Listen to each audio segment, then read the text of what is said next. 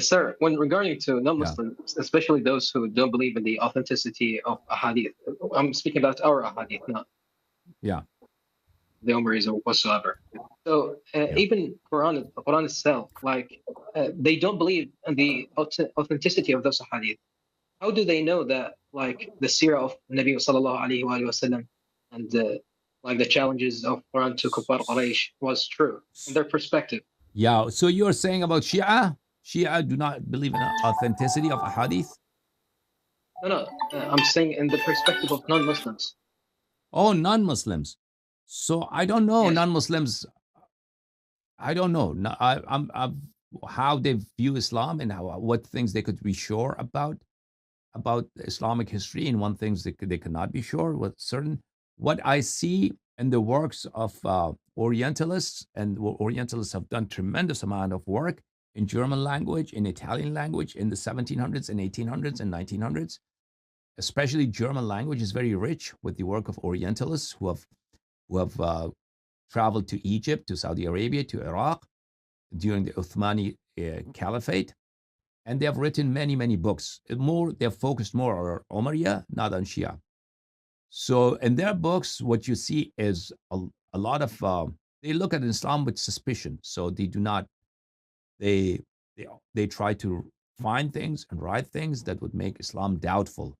And of course, the Umari madhab gives them plenty of reasons to be suspicious and doubtful about Islam, about Quran, about the Prophet sallallahu alaihi wasallam.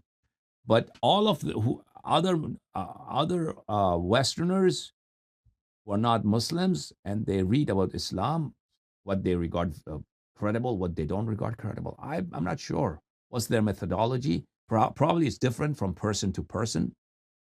Uh, but I doubt today that people coming from the Western academia, when they learn Islam, they will have a positive view of Islam. Some of them become Sufi. They love Sufism.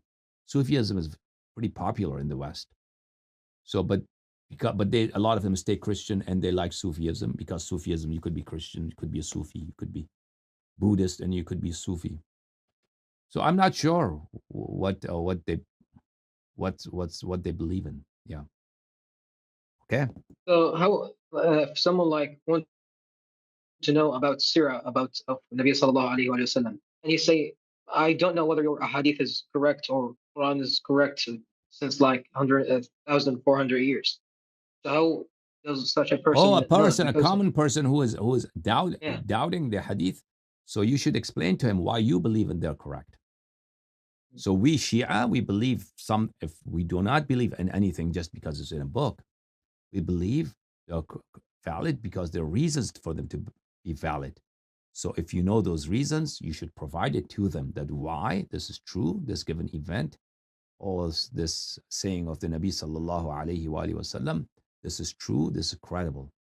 And if such a thing is explained sufficiently and adequately, I think it's very convincing that why Shia hadith, they are very credible and very reliable.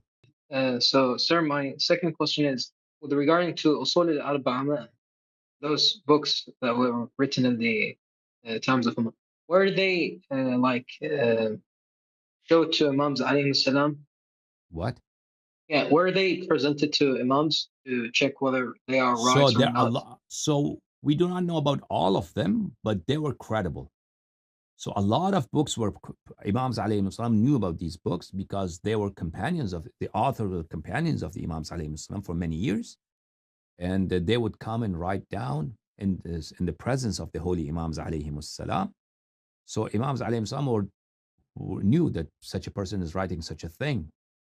So and we have in many ahadith we have Imams alayhi salam discussing these books with Shias and telling that book is valid, go read it and follow it, and such book is valid and go and read. So the tradition of chronicling hadith and writing hadith at the times of the holy Imams alayhi salatu wassalam, this was the norm. This was something how our hadith reached us.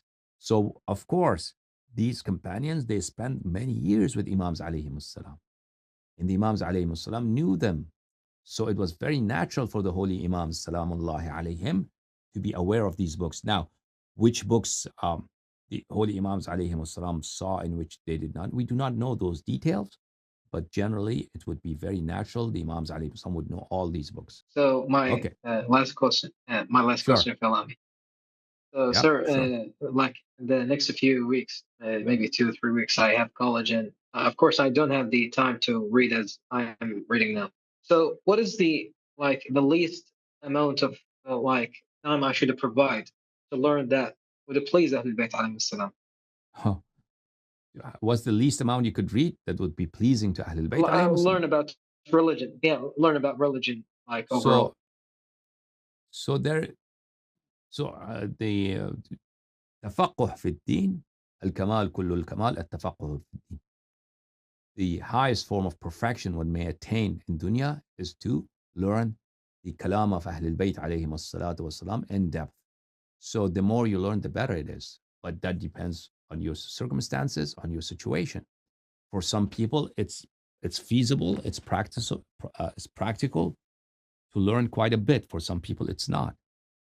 And Allah knows everybody's condition, and Allah knows our excuses. So the more you can learn, the better it is. And whatever your capacity, your time allows, and you do not waste your time and you learn. Ahlul Bayt alayhim salatu wasalam love us, and Ahlul Bayt alayhim salam know our capacity, our times, and our excuses. Okay? May Allah keep you well. Okay, Good luck with thank college. you very much, All sir. right.